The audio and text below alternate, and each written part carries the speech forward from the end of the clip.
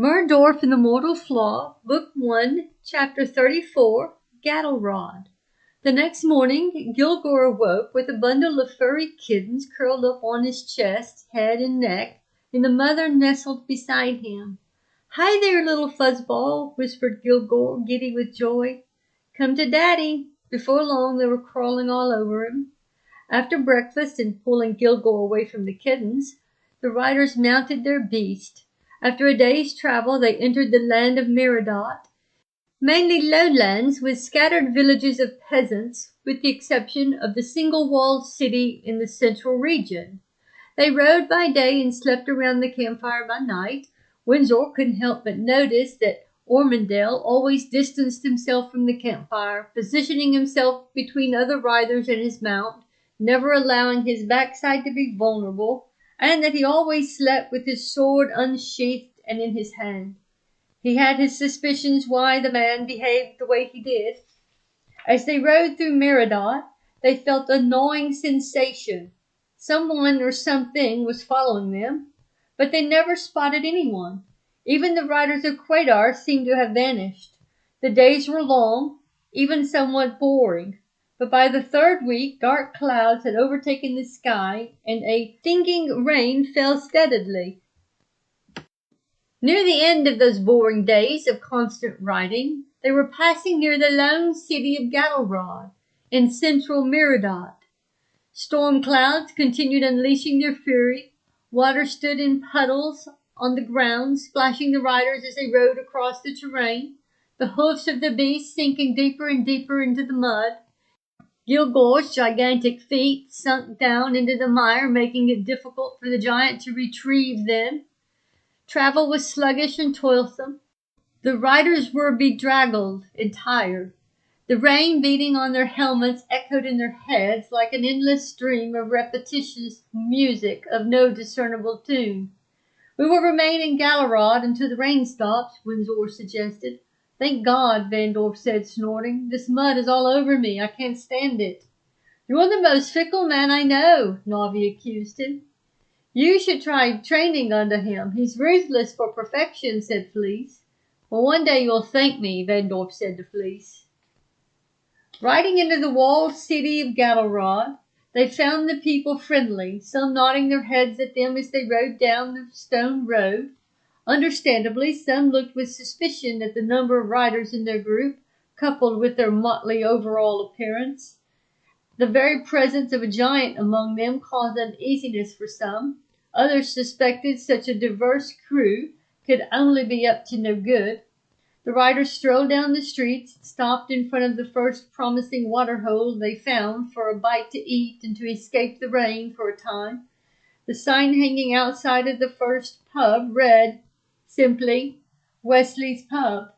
As they entered, people stared at them, curious about their presence. The riders pushed a couple of tables together in the back and squeezed in. Gilgor hunkered down and managed to get through the double door, but the floor was the only thing large enough to sit on, but it wasn't too sturdy, so he waited outside. After placing their orders, talk was incidental among the riders. Skeeter nursed his whiskey under the watchful eye of Windsor, trying to avoid the glaring golden eyes of a mace.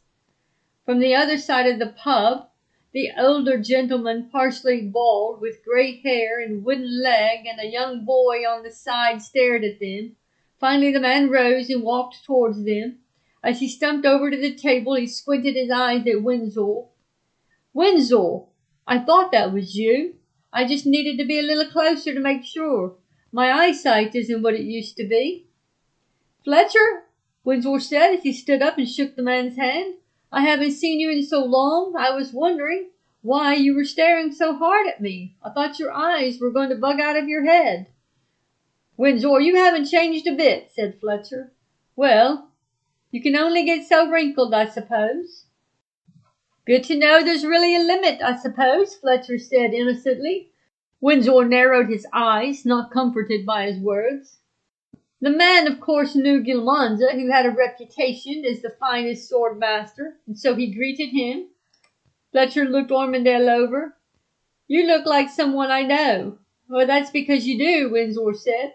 "That's Ormondale." Ormondale, I thought you were dead. So did everyone else, the man replied. They tell me that they had my funeral. Well, sorry to say, my friend, I missed that. That's okay, I missed it too, Ormondale said, roaring with laughter. Yeah, it's a real sobering thing to stare at your own tombstone. Now, seeing the little boy pulling on the man's shirt, Nadora asked about the boy. Who's this little man you have with you? Well, this is my grandson Taser, Fletcher answered.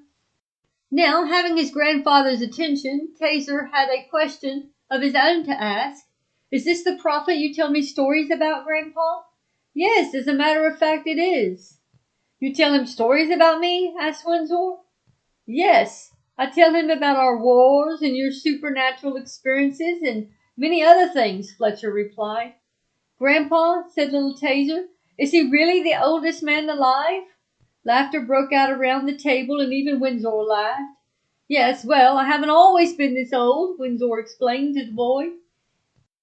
He tells the truth. I am the oldest man alive. I'm the only one still left who remembers the lands when they were immortal. You're amazing, Taser said, excited in his voice. I might have maybe embellished the stories a bit, Fletcher admitted. Windsor smiled. He was used to that. Yes, we were actually fairly young back then, Fletcher said, remembering days gone by. Speak for yourself, Windsor said. It's been many days gone by since I was young. Yeah, that was the good old days, Fletcher said. So what brings you and this group of riders this way? Oh, we're just going on a ride, Windsor answered almost too quickly. You know, getting together with old friends. You know I'm not that naive, Windsor, Fletcher leaned forward conspiratoriously. Well, we're just scouting out someone for the king, Windsor explained, still trying not to disclose too much information. It's nothing all that important. We just had extra people wanting to ride, that's all. Ah, I know there's more to it than that, Fletcher persisted. Leaning closer, he whispered, I can feel it in my bones. So the other night I went out roaming. The moon was full, casting light so I could see. I saw them, riders of Quatar. I was on foot, so I hid behind a tree. I saw a rider waving the sword of Darvan around, celebrating its power. I know I can't ride again. My days have come and gone. Don't get me wrong. I'm still swift as a lion with my sword. But he paused for a moment, then continued. I'm not so swift with this wooden leg, you know. It was clear he was longing for the return of days gone by, the days of his youthfulness and vibrant strength, now no more than a distant memory, fading away into oblivion. Your grandfather is a hero, Windsor said to the boy. He tells you stories about me, but you should hear the stories about him. He saved my life. That's how he lost his leg. Really? The boy was eager to hear the story. Grandpa, why haven't you told me about that? I don't like to talk about myself, son, Fletcher said, deflecting the question. You pulled me out of the battle and saved me, said Windsor. You wouldn't have lost your leg had you not ran across the thick of the battle to save my hide. Fletcher, why don't you stay a while and eat with us, Windsor invited. Fletcher agreed. Those riders who did not previously know him got acquainted, while the others got caught up with their old friend. Occasionally Fletcher would look across the table at a mace, finding his eyes almost impossible to ignore. He found Mongard to be a peculiar character, too, with his jiggy head. After some time wandering through the past, it was Vandorf who brought the discussion back to the present. So, you say you saw this rider with the sword? He asked. What did he look like? It was too dark to tell, said Fletcher. Fletcher took a sip of his steaming coffee. Plus, he had on a black hooded robe, but I know he had the sword of Darvan. Its ruby stones danced in the moonlight, and the warriors of darkness were gathered around him. As they picked up their stuff to leave, Windsor cautioned his old friend, Don't mention to anyone what you saw the other night. You know, we'll have chaos. Once in the circle, always in the circle, Fletcher said, with a broad smile. As they parted, Fletcher's grandson tugged on Windsor's jacket. Mr. Prophet, can I touch your staff? My staff? Windsor searched for words. Certainly, but my staff is just going to feel like any other piece of wood. The child touched the wood staff. seemingly disappointed that the prophet was right. "Can I shake your hand?" the child asked. "Certainly," Windsor said, reaching out his hand to shake the boy's hand. "But it's your grandfather's hand you want to be shaking," Windsor said. "Well," said the boy, "I never really met a real prophet before, or the oldest man alive." The riders laughed heartily. The boy seemed more impressed with his age than with his position as a prophet. Standing on the covered porch outside the pub, Fletcher invited some of them to stay at his home, the inn not having enough room for them all. Fletcher told his friend at the pub stories of the days he had fought alongside the likes of Windsor, Gabanza, and Ormondale, often embellishing the stories a little bit. The days went by as the riders rested and waited for the rain to let up so they could resume their journey. One night, while playing darts at the pub, a couple of local men sat nursing their whiskey and gawking at Nadora. They took note that she didn't appear to be with any one of the travelers in particular. Their scruffy whiskers and body odor testified to their unconscious attitudes towards hygiene. The more they drank, the louder and more obnoxious they became, provocatively vocalizing their attraction to Nadora, occasionally making catcalls at her. Nevation and Nimri both grew irritated at their lack of respect for her and walked over to the pair, politely asking them to leave her alone or leave the place. Even the bartender called them down. One of the drunks rose from his seat and shoved Nevation. "What are you going to do about it?" said the drunk man. The drunk man's friend threw a punch at Nimri. Blocking the blow, Nimri hit him, once in the stomach and again in the face. Punching him one last time, he fell helplessly on the floor. The guy that had shoved Nevation pulled out a knife. Holding it like a dagger in his right hand, he charged, thrusting the blade at his face.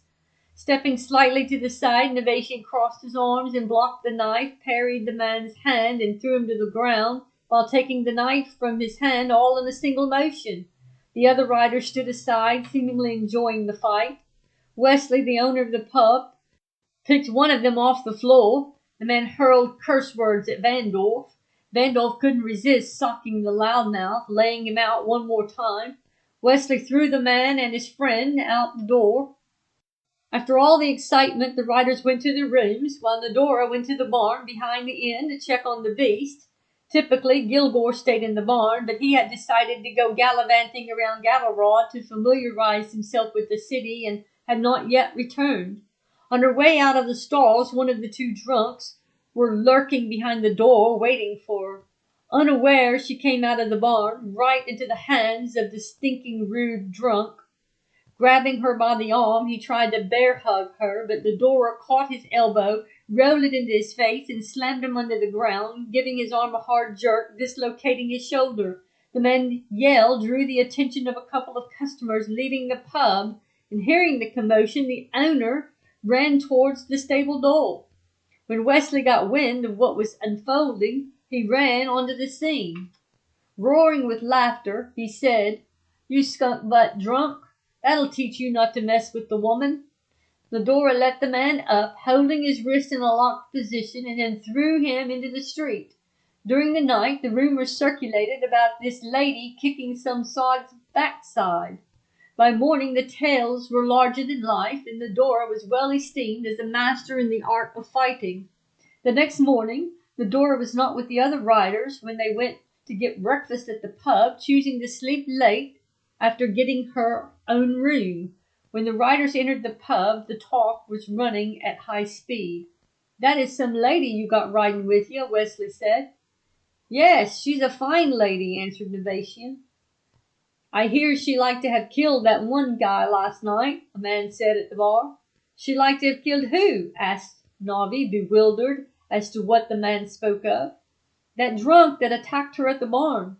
"What drunk?" Skinner stammered, holding his own pounding head. "What attack?" Wesley filled them in. "I'll kill him if she didn't." Skinner's flat cheeks turned red with anger. "That's the princess." He pounded his large fist on the bar, gripping his head with the other hand. "Princess?" The pub owner sounded surprised. "Well, that makes the story even better," he said. Nevation ran up the stairs to her room. He pounded on her door. Inside all was quiet, when suddenly he heard something like furniture scraping the floor and something dropping and breaking. He kicked the door twice, and the door flung open on the second kick. Barging into the room, he stood stupidly. Nadora stood by her bed, her hair messed, her eyes only partially opened, wearing her gown imprinted with a knitted dragon. Novatian was embarrassed as he stood in her room. On the floor by the nightstand was a broken clay pitcher, the pottery shattered in pieces. "I was just making sure you were all right," he said, somewhat awkwardly. Nadora just looked at him, stunned, her eyes barely open. "Sorry, nice pajamas," he said, nearly speechless. "I just heard about last night." Just then the other riders came barging into her room. "Oh, sure, just come on in, everyone," she said, walking to the door. She yelled down the hallway, "Y'all want to come in here too?" "Oh, sorry, Princess," whispered a couple of riders. "Oh, I have pajamas with dragons on them too," Navi crooned. "See, dragon pajamas aren't just for kids, crony." He turned to Novatian and nudged him. "And you laughed at mine." Nadora raised both eyebrows and gave Novatian the look that says, "You just lost a point." "Are you going to eat breakfast with us?" Skeeter was hoping she would. He had grown to like Nadora and was thoroughly convinced that she was a warrior in her own right. "Well, after I change my dragon pajamas," she said, eyeballing Novatian. Throughout the day, Wesley told the story of the princess who had beaten up the maleficent drunk, embellishing it more and more each time. The riders and Wesley formed a strong bond of friendship, but they didn't dare disclose the purpose of their mission.